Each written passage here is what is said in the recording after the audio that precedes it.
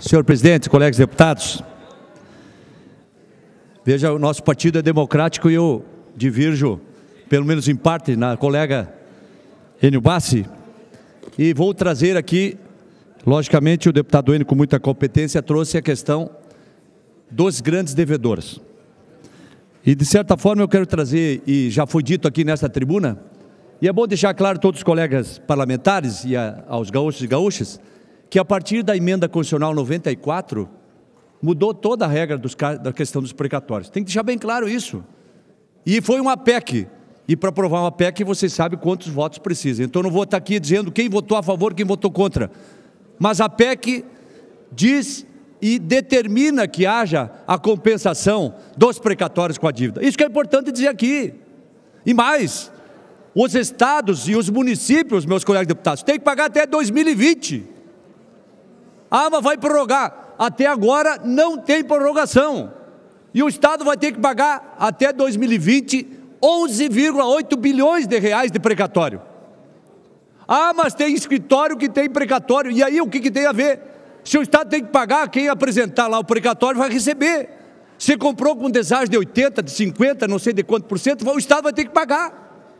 A não ser que ele entre na compensação que nós votamos aqui, que era até 40% de dedução. Agora eu quero falar aqui também dos nossos amigos que estão aqui representados, estão aqui todos os presidentes das cooperativas. Levanta a mão, por gentileza, os presidentes da cooperativa aí que está representando as cooperativas. Ou que estão representando. São a cooperativa Aurora, 1.100 funcionários, Garibaldi, associados, Garibaldi, 400 associados, Nova Aliança, 900 associados, Extremo Sul, 300 associados. As cooperativas todas, se não estão aqui, estão representadas. A associação que integra aqui, e eu quero saudar o Wilton e o Trevisan, das 23 empresas que são associadas de precatório, esses precatórios são essa dívida até 2007 a 2010. De lá para cá estão pagando em dia. Essas 23 empresas que geram 200 milhões de ICMS por ano, estão pagando em dia desde 2010. E é nesse sentido que é de lá para cá que estão discutindo. E a emenda que nós discutimos aqui foi no sentido de que, e assinamos essa emenda, no sentido daquele cidadão que devia o ICMS e foi lá na Receita e apresentou: olha aqui, eu tenho uma dívida, reconheço minha dívida e estou entregando o precatório. Para esses casos, a Receita Estadual aplicou a multa de 120%, porque ele esteve lá espontaneamente reconhecendo a dívida. Está aqui meu precatório. Não, você apresentou o precatório e eu vou te multar em 120%. Essa é a emenda que nós fizemos aqui, que reduz parte dessa multa, que, na minha opinião, teria que ser anulada pelo Estado. Porque agora nós estamos aprovando a questão da possibilidade de ter precatório, mas mesmo assim ele vai pagar 20% de multa, 25% de multa e 60% dos juros. Então é isso que nós estamos referindo. Agora, o Estado com isso, meus companheiros, o Estado vai ter uma estimativa de pagamento aqui de em torno de 4 bilhões de compensação de precatório. Porque sabe o que acontece? Se o Estado não pagar, e a PEC que foi votada por muitos dos partidos que estão aqui representados, é o seguinte, se o Estado não pagar os precatórios, o presidente do Tribunal de Justiça determinar o sequestro do valor até o limite liberado das contas dos entes inadimplentes.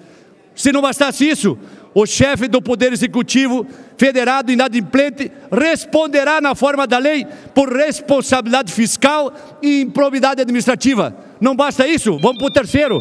A União reterá os recursos referentes aos repasses do Fundo de Participação dos Estados e do Distrito Federal para pagar os precatórios. E não bastasse isso, os estados estão impedidos de fazer financiamentos. Enfim, uma série de restrições que é uma PEC, nem é uma lei, é uma PEC que determina que o Estado faça. E aí eu pergunto, que diferença tem o cidadão que comprou o precatório lá? Comprou, sei. Nós sabemos que tem gente, agora também tem gente de boa fé que comprou e pagou e está lá com a perspectiva de fazer a compensação, que agora veio na obrigação de pagar os precatórios até 2020, a possibilidade sim de quem tem crédito com os precatórios poder abater no imposto que deve. Mesmo assim,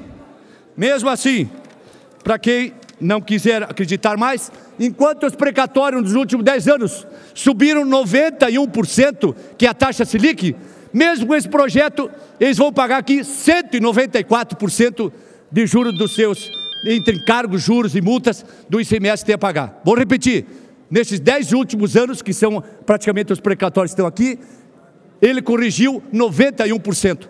E eles vão pagar mesmo assim 194% entre juros e multas com a aprovação desse projeto. Por isso que eu voto a favor, porque quero salvar as empresas que geram emprego e renda nesse estado, e principalmente as cooperativas que estão aqui representadas.